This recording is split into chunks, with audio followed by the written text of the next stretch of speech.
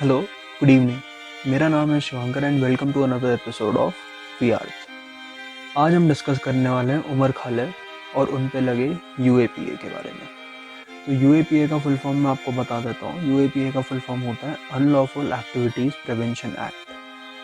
तो इसमें मैं अभी डिटेल पे नहीं जाऊँगा कि यूएपीए क्या है, कब आया था, कब लोकसभा में पास हुआ था, इसमें क्या अमेंडमेंट्स आए, इन सब में मैं अभी नहीं जाऊँगा। We'll get a full video on UAPA, we'll explain it to you about the UAPA in our next episodes.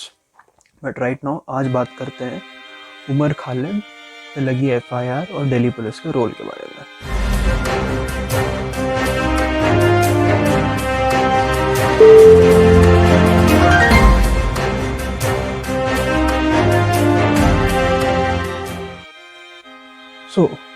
आपने हाल ही में पढ़ा होगा, Delhi police filed an FIR against Umar Khalid for his speech in Amravati.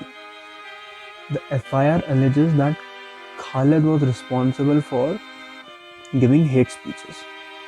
तो FIR में क्या लिखा गया है, खालिद मेड एन, सब इंग्लिश में है तो मैं आपको वो एग्जैक्टली कोट करके बता देता हूँ। Khalid made an hate speech instigating people to block the streets during Trump's visit to India so that the propaganda can be carried out at an international stage. तो ये FIR में एलिज करा गया है। उमर खालिद को दिल्ली कोर्ट में प्रोड्यूस करा गया था, जिसमें कि जज ने पुलिस को 10 दिन के लिए उमर खालिद की पुलिस कस्टडी दे दी है, ये कह करके कि इन्वेस्टिगेशन के लिए that's an important point. And उन्हें रात के करीब 11 बजे उनको अरेस्ट कर लिया गया था। एंड उसके बाद अगले दिन उन्हें दिल्ली कोर्ट में पेश करा गया, जहाँ पे उनको 10 दिन के लिए पुलिस कस्टडी में भेज दिया गया था। इसी हेट स्पीच को लेकर के इनफैक्ट हमारे union home minister Amit Shah, जो कि आजकल एम्स में भर्ती हैं, नेहरू के बनाए हुए एम्स में बाय द वे, तो अमित शाह, मीनाक्षी लेखी और तेजस्वी सूर्या, जो एक बड़े ही यंग युवा MP हैं हमारे, इन्होंने पार्लियामेंट में बयान दिया। सूर्या ने और मीनाक्षी लेखी जी ने और अमित शाह जी ने, इन्होंने कहा कि Khalid instigated the north east violence in Delhi. ये उन्होंने बोला। तब इन्वेस्टिगेशन चल रही थी। जब दिल्ली पुलिस ने अपनी इन्वेस्टिगेशन इनिशियली कोर्ट को सबमिट करी, तो कोर्ट ने उस इन्वेस्टिगेशन की रिपोर्ट को एज अ टूथलेस टाइगर बोल करके कोर्ट के बाहर फेंक दिया। तो ये तो दिल्ली पुलिस की इन्वेस्टिगेशन थी। बट अब जानते हैं कि उमर खालिद ने एक्चुअली में बोला क्या था अपनी स्पीच अमरावती में जो वो दे रहे थे। उन्होंने हिंदी में बोला था, बट हम आपको इंग्लिश में बता देंगे। When Trump comes to, and I quote, when Trump comes to India, then we will say that the prime minister and the government are trying to divide the country. If these in power are trying to divide the country, then people of India are ready to unite the country. ये उन्होंने बोला था अपनी speech में। तो Delhi police के according वो तमाशा create करना चाह रहे थे इंटरनेशनल स्टेज बनाने के उसमें, ताकि ट्रम्प देखें कि कैसे माइनॉरिटीज़ को प्रोसिक्यूट करा जा रहा है और कैसे ये एक हिंदू राष्ट्र की तरफ बढ़ना चाह रहे हैं। ठीक है, ये एक चीज़ आपको मैं और बता देता हूँ, ये सारी जितनी भी स्पीचेस हैं ये CAA के खिलाफ हैं। और Umar Khalid is a very well known face was protesting against the CAA, NPR, NCR, whatever that hell is. तो उसमें हम ज़्यादा जाएंगे।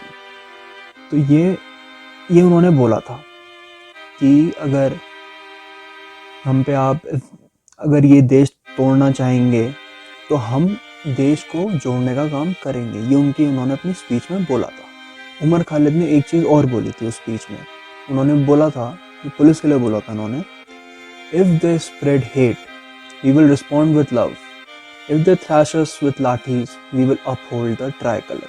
इन्होंने इसमें मतलब ये सिंपली ये कहना चाहा, अगर वो हेट फैलाएंगे, अगर वो एनिमोसिटी फैलाएंगे, अगर वो दुश्मनी फैलाएंगे, तो हम प्यार से जवाब देंगे। अगर वो हमें अपनी लाठियों से मारेंगे तो हम तिरंगा लहराएंगे। ये उनकी स्पीच में इन्होंने बस इतना ही बोला था। तो दिल्ली पुलिस को ये हेट स्पीच लगी। दिल्ली पुलिस, जो कि सेंट्रल गवर्नमेंट के अंडर आती है, होम मिनिस्ट्री के अंडर, उन्होंने इन पे UAPA लगा दिया, जो कि इनकी ये स्पीच थी जिसमें कहीं पे भी कहीं पे भी अगर आप उनकी स्पीच सुने, वीडियोस की लिंक्स देखें, तो कहीं पे भी उन्होंने ऐसा नहीं बोला कि मुसलमानों को हिंदुओं को मारना है या हिंदुओं ने मुसलमानों को मारा है, ऐसा उन्होंने कुछ भी नहीं बोला है। एक्चुअली में जिन्होंने दिल्ली इलेक्शंस के टाइम पे हेट स्पीच दी थी, नेमली जिनको कोर्ट ने नेम करा था, दिल्ली कोर्ट ने, जिनके जज को बाद में ट्रांसफ़र कर दिया गया Punjab and Haryana high court.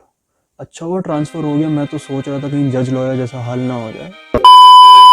But anyways, coming back to the topic, उनको कोर्ट ने नेम करा था, नेमली कपिल मिश्रा, परवेश वर्मा एंड अनुराग ठाकुर। कपिल मिश्रा ने बोला था, एक बगल में पुलिस वाले खड़े थे उनके इस साइड पर, कोई हेलमेट पहने हुए थे, और कपिल मिश्रा ने बोला था उनको, ये वीडियो में है, वीडियो प्रूफ है इसका, कि ट्रम्प के जाने तक तो हम रुक जाते हैं, अगर उसके बाद भी अगर ये यहाँ से नहीं हटे तो फिर हम इनकी भी नहीं सुनेंगे। इन्होंने पुलिस के सामने, पुलिस बगल में खड़ी थी, उन्होंने तब बोला था। सीसीपी साहब हमारे सामने खड़े हैं, मैं आप सबके बिहाफ पे ये बात कह रहा हूँ, ट्रंप के जाने तक तो हम शांति से जा रहे हैं, लेकिन उसके बाद हम आपकी भी नहीं सुनेंगे अगर रास्ते खाली नहीं हुए तो। ठीक है।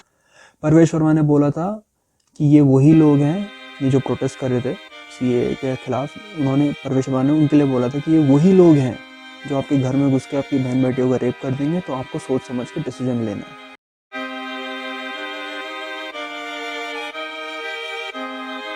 और अनुराग ठाकुर ने एक रैली में, जिसमें वो स्पीच दे रहे थे, स्टेज में खड़े होकर के ये बोला था, देश के गद्दारों को गोली मारो सालों को।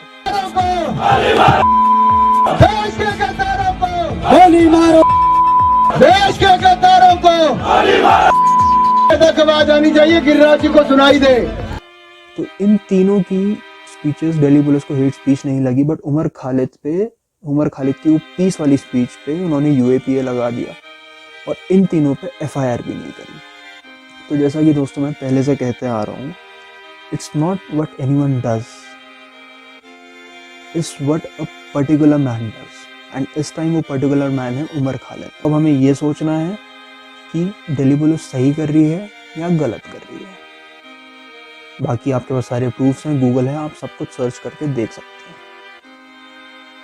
अगर आपको हमारा ये सेशन अच्छा लगा हो तो प्लीज़ लाइक करें, सब्सक्राइब करें एंड कमेंट करके हमें बताएं कि आपको किस टॉपिक पे और कौन सी वीडियो चाहिए। धन्यवाद।